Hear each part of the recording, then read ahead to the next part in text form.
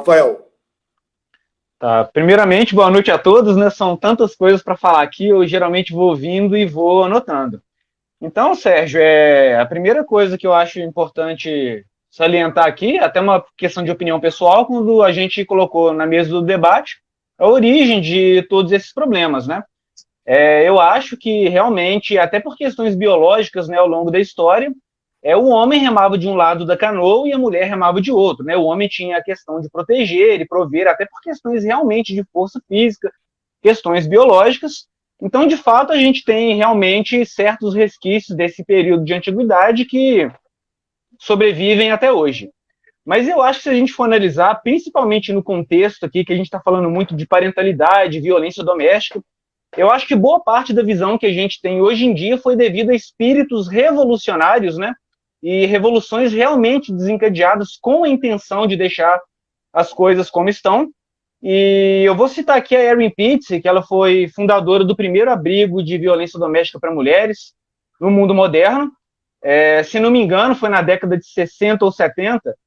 E já naquela época, ela tinha averiguado uma questão muito interessante, que a violência doméstica ela não era questão de gênero, né? Você consegue encontrar, por exemplo, filmagens que ela fez com as mulheres que haviam sido agredidas e as próprias mulheres, está nas filmagens, elas falavam, olha, eu sou tão violenta quanto o meu marido. E ela chegou numa conclusão já naquela época, que é corroborada por uma série de pesquisas, que um dos melhores preditores de violência doméstica, né, quem vai cometer violência doméstica, é aquele indivíduo que sofreu violência intrafamiliar. E ela já colocou logo de cara, isso não é uma questão de gênero.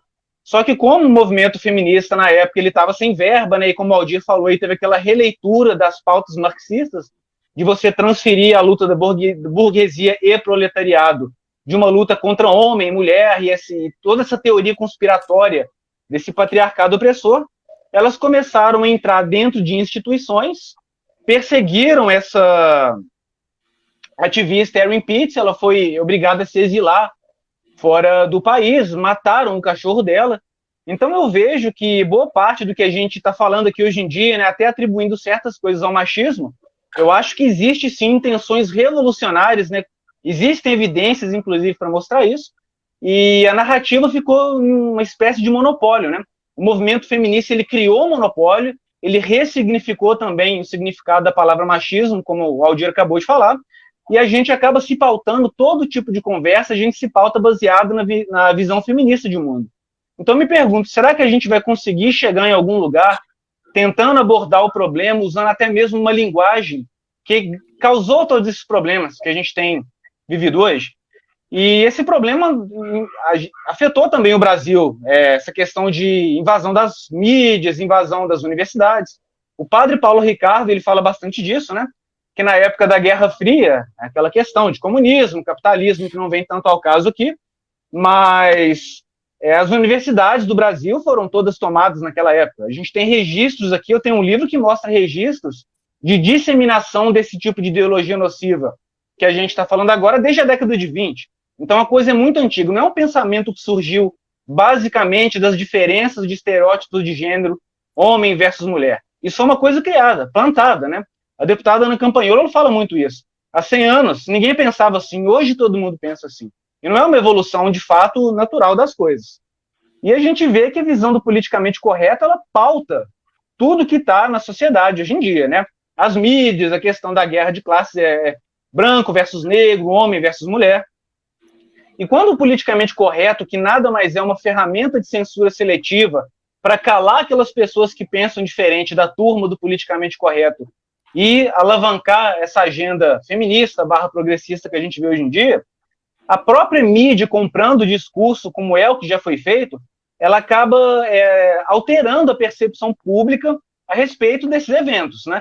Tanto que a gente vê que mesmo pessoas que não se identificam com a visão feminista de mundo, elas têm essa tendência a ver a mulher sempre como vítima, o homem sempre como opressor. Eu moro em comunidade, aqui tem muito evangélico, né? Que seriam inicialmente contrário a essas pautas feministas. Mas, em última análise, o discurso é basicamente igual. Então, as pessoas estão muito infectadas por esse discurso sem que elas se deem conta disso. Aí você para analisar o politicamente correto pautando a narrativa. A mídia influenciando a opinião pública e alterando a percepção social. As grandes corporações, elas querem o quê? Vender, obviamente. E elas vão usar o discurso que está em voga agora para tentar fortalecer a questão do próprio capital. Então a gente tem um ciclo de coisas que vão só fortalecendo essa questão de homem opressor, mulher vítima, cada um com seus interesses particulares. E o que eu acho que desse ciclo, né, o que é pior de tudo são os oportunismos na política.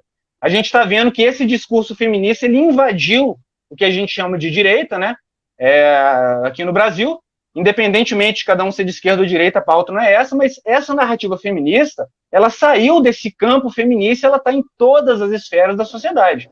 Então, muitas vezes, quando a gente fala assim que o juiz é machista, né, ele até um juiz que é contra o feminismo, até que ponto esse juiz não foi afetado por essas mentalidades revolucionárias muito insidiosas, né, e silenciosas também, como foi Vinícius, né, que fez a analogia do sapo, né, até que ponto esses juízes não foram afetados por essa mentalidade? Então, acho que do mesmo jeito que eles fizeram essa ressignificação das palavras, eu acho que se a gente não tentar discutir a questão de um ponto neutro, né, a questão do machismo que o Aldir colocou, eu concordo completamente. Se essa é uma questão que vem já da sociedade, de tempos mais primórdios, por que a gente usa um radical na palavra que dá a entender que o homem é culpado daquilo tudo, né? Que a gente escuta dizer que existem homens com mentalidade machista, mulheres com mentalidade machista. Então, se é uma coisa que independe de gênero, será que não seria melhor a gente usar a palavra sexismo, talvez? Sim. Perdão? Sim, isso responde o que eu ia responder. Sim. Se a gente usa a palavra machismo, a gente está conectando a masculinidade, por isso é para isso que serve a palavra machismo. Conectar os homens e a masculinidade aos problemas, não à solução. Como o Rafael falou, nós estamos discutindo e normalmente, espontaneamente, sem a gente perceber, inconscientemente, a gente circula muitas vezes com a perspectiva feminista e as definições feministas e as conceituações feministas que criaram, não todos, o feminismo não criou todos esses problemas, mas criou uma parte desses problemas. Sim. Então, prosseguindo aqui, a questão, né, que é Leilane, né? Eu não estou conseguindo ver Leila. aqui Leila. A questão da mulher ser sobrecarregada com certos trabalhos de casa. Eu acho que é mais interessante a gente ver essa questão de uma macro perspectiva. Eu vou citar aqui um exemplo pessoal rápido. No meu trabalho, eu moro no Rio de Janeiro, aqui tem muita gente do Nordeste, né? E no meu trabalho, um dos faxineiros, ele é nordestino. Veio para cá em busca de uma vida melhor.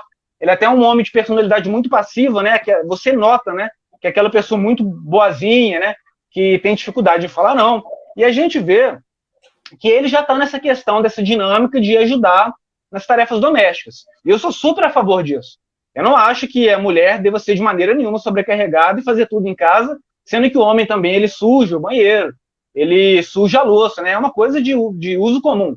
Se ambos usam, claro que ambos devem também lavar, cuidar.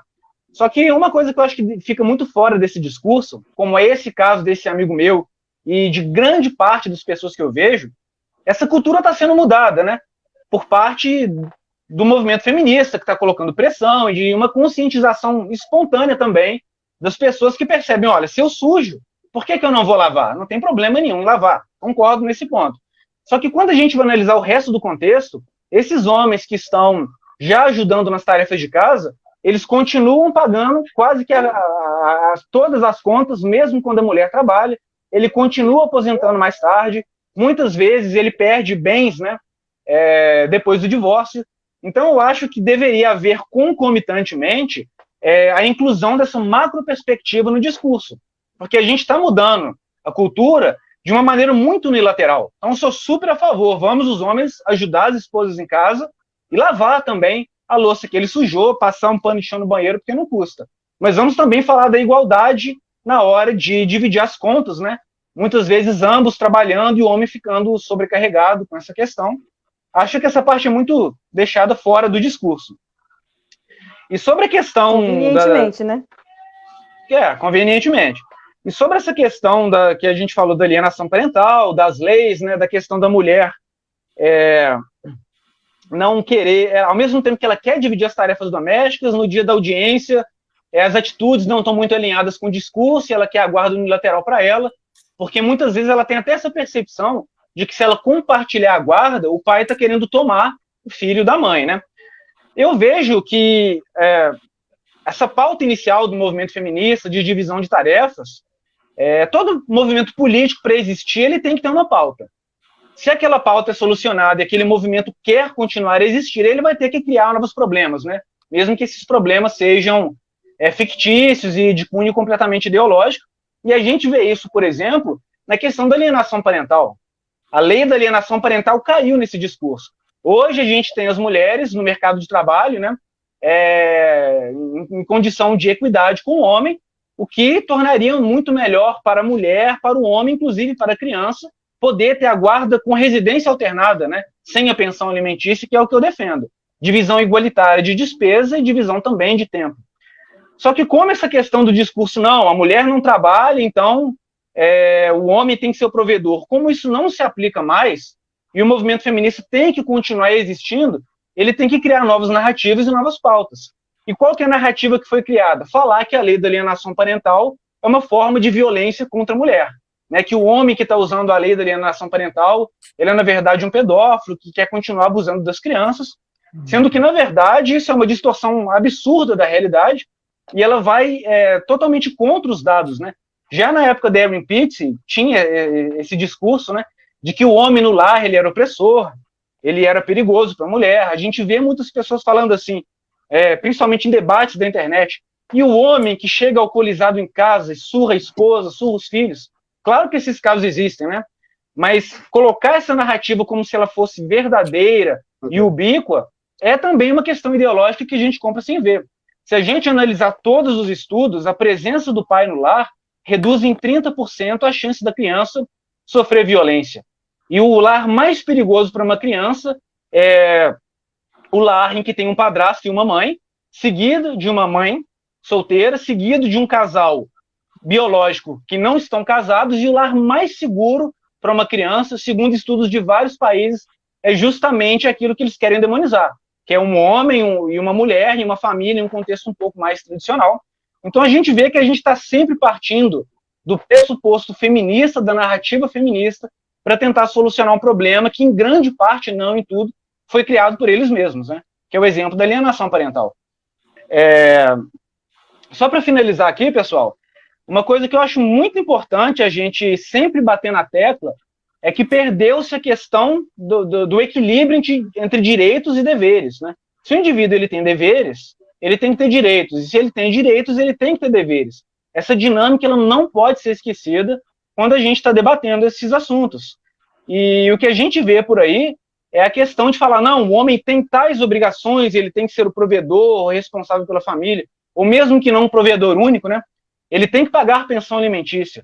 Mas a própria ideia de achar que um homem tem que pagar pensão alimentícia, dar o dinheiro que ele trabalhou e demorou para conquistar, através do suado labor, na mão da mulher, sem que ele tenha autoridade sobre os filhos, ela já parte de uma ideia que não faz muito sentido. Se ele tem responsabilidade sobre o filho, ele tem que ter a autoridade concomitante, não é o que a gente está vendo, né? Porque o homem ele virou uma espécie de caixa ambulante. Então, e para a mulher também, né? A mulher que tem responsabilidades sobre os filhos, né? Há muitas mães aí que nem recebem pensão existem, né? E que elas têm autoridade sobre essa criança. Então, isso está sendo respeitado para a mulher. A mulher, quando ela tem responsabilidade, ela tem autoridade, mas isso não está sendo aplicado no caso do homem. Então, é sempre pensar, pelo menos no meu ponto de vista, nessa dinâmica. Se a gente vai apontar para o homem, olha, você fez um filho e você é responsável.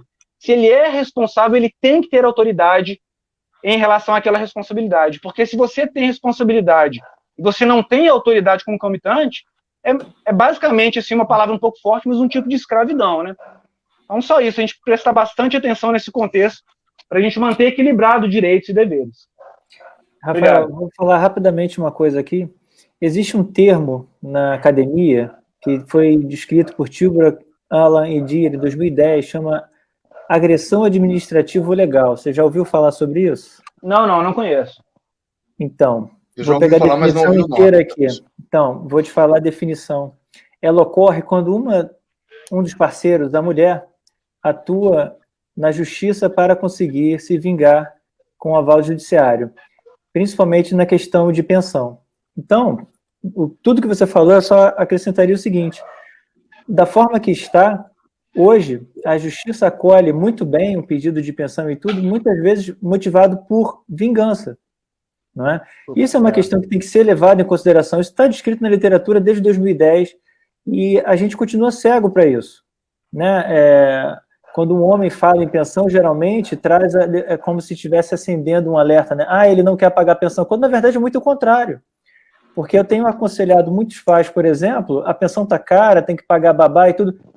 Fala para a mãe, deixa o filho comigo, eu cuido, eu tenho tempo, eu posso ficar com ele em casa, não se preocupa. E aí muda de figura, né? E aí acaba não sendo interessante para a mãe. Aí a mãe infarta. Muito legal. Eu vou, antes de passar para o Knut, deixa eu passar. Rafael, você acabou ou tinha mais? Não. Finalizei, tranquilo.